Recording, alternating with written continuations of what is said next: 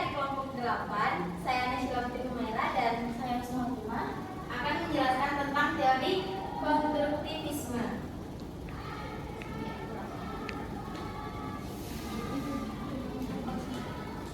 Jadi, teori konstruktivisme itu adalah proses aktif membangun pengetahuan, bukan menerima informasi secara pasif dari guru. Siswa itu membentuk pemahaman berdasarkan pengalaman dan juga pengetahuan sebelumnya. Dalam proses ini, berpikir kritis dan juga reflektif sangat penting agar siswa benar-benar memahami dan bisa menerapkan informasi yang dipelajari.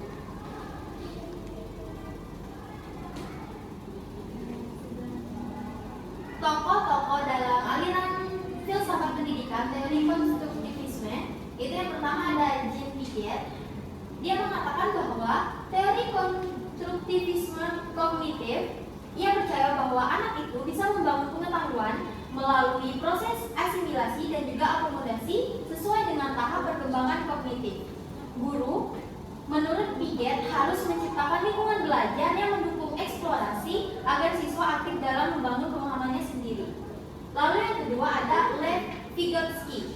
Lev Vygotsky mengemukakan bahwa teori konstruktivisme sosial yang menekankan peran penting interaksi sosial dan juga budaya dalam proses belajar. Konsep utamanya adalah zona perkembangan proksimal atau ZPD, yaitu kemampuan yang bisa dicapai siswa dengan bantuan guru sebagai pembimbing yang memberi dukungan hingga siswa mandiri.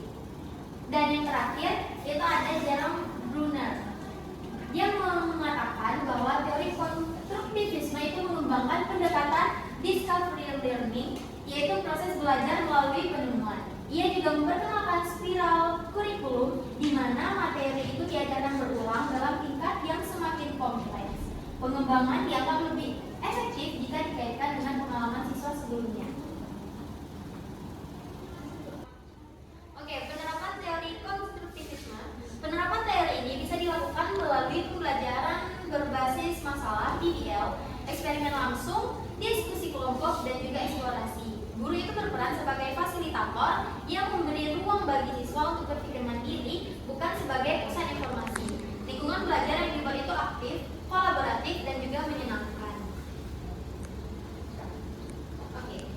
Jadi guys, kesimpulannya, teori konstruktivisme itu menempatkan siswa sebagai subjek utama dalam pembelajaran. Proses belajar dipahami sebagai kegiatan aktif membangun pengetahuan, bukan hanya menerima informasi. Dengan dukungan dari tokoh-tokoh seperti Piaget, Vygotsky, dan juga Bruner, pendekatan ini mendorong pembelajaran yang lebih bermakna, kreatif, dan juga sesuai kebutuhan. Sekian dari saya. Assalamualaikum warahmatullahi wabarakatuh. Waalaikumsalam.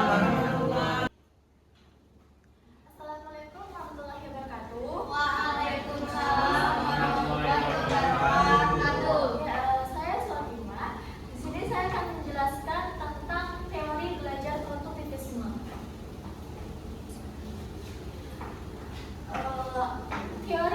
Teori belajar konstruktivisme adalah pendekatan dalam pembelajaran yang menyatakan bahwa pengetahuan tidak diberikan begitu saja kepada peserta didik, melainkan dibangun secara aktif oleh individu melalui pengalaman dan interaksi dengan lingkungan.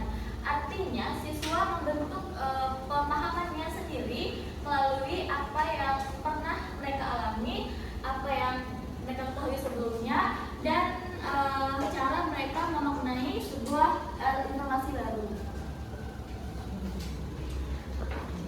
Selanjutnya, ciri-ciri utama teori konstruktivisme. Ciri-cirinya ada 4. Yang pertama, berpusat pada siswa. Artinya, siswa aktif belajar, tidak hanya mendengarkan guru. Yang kedua, berorientasi pada proses. Artinya, fokusnya cara memaksa siswa mengamati, bukan hanya hasil akhir. Yang ketiga, lingkungan belajar yang dinamis. Suasana kelas mendukung diskusi, tanya jawab, dan kerja kelompok. Yang terakhir, pengetahuan yang dibuat sendiri. Artinya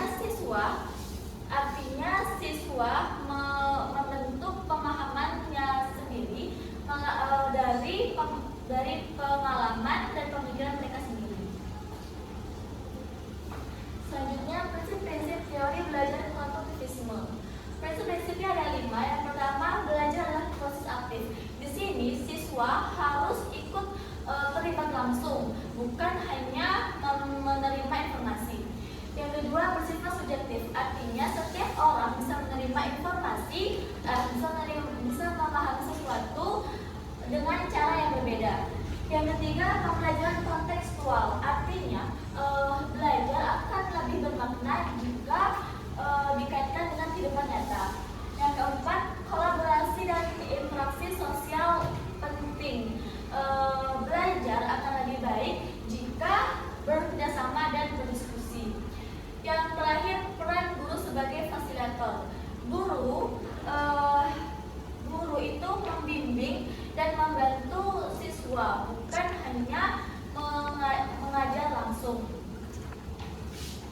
Selanjutnya, contoh penerapannya. Yang pertama, pembelajaran proyek. Contohnya seperti siswa diminta membuat video tentang cara mengatasi sampah plastik, cara mengatasi sampah plastik di lingkungan sekolah. Nah, manfaatnya siswa meneliti, memahami, dan membuat solusi nyata, bukan hanya membaca teori. Selanjutnya, diskusi dan kerja kelompok. Contohnya seperti dalam belajar IPS. Nah, siswa berdiskusi dalam satu kelompok kecil yang tentang dampak banjir dan mencari solusi. Manfaatnya, siswa dapat belajar dari pendapat teman, melatih kerjasama, dan berpikir kritis. Yang terakhir, eksperimen. Contohnya seperti dalam pembelajaran IPA, siswa menggabungkan air panas dan es untuk lalu meneliti melihat perpindahan kalornya. Terakhir, kesimpulan, teori konstruktivisme adalah pendekatan pembelajaran yang menekankan peran aktif siswa dalam membangun pengetahuan melalui pengalaman dan interaksi. Guru berperan sebagai fasilitator yang menciptakan lingkungan belajar yang mendukung eksplorasi dan kolaborasi. Penerapannya dapat dilakukan melalui proyek, diskusi,